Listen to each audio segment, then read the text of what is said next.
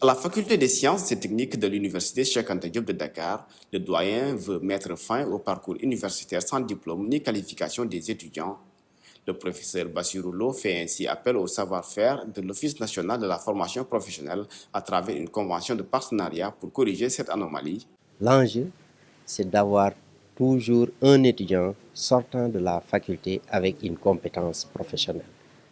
Que vous soyez diplômé, que vous soyez cartouchard, vous sortirez toujours avec une compétence professionnelle dans le cadre de la convention que nous avons signée aujourd'hui. Et c'est ça l'innovation. Cela n'a jamais été donc réalisé dans ce pays et dans aucune autre université du Sénégal. La FST est l'une des facultés où les étudiants ont des prérequis sur plusieurs domaines de la science, de la physique et de la biologie. Un capital humain qui, sans doute, va permettre à l'ONFP d'atteindre ses objectifs déjà assignés dans le nouveau référentiel des politiques publiques Sénégal 2050. Le président de la République a annoncé le 4 octobre passé, dans sa vision Sénégal 2050, que l'objectif c'est de former 5 millions de techniciens d'ici 25 ans. Et dans les 5 prochaines années, l'objectif c'est de former 7000 techniciens. Donc ces techniciens-là, l'Office national de formation professionnelle doit participer à en former dans une très bonne partie.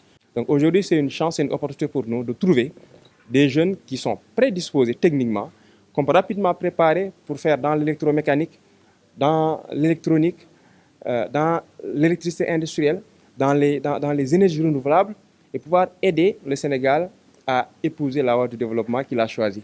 100 jeunes étudiants vont être formés pour la première cohorte avec une priorité mise sur une catégorie d'étudiants.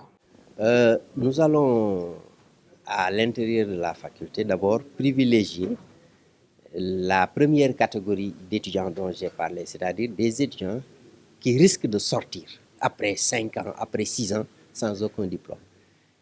Dans les appels à candidature, ils sont prioritaires.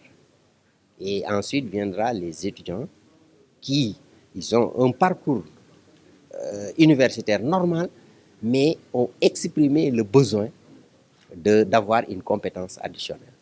Donc, il faut aider une partie de ces jeunes-là qui n'arrivent pas à avoir de diplôme à avoir une qualification professionnelle. Également, aider d'autres qui ont leur diplôme à créer ou renforcer des vocations professionnelles.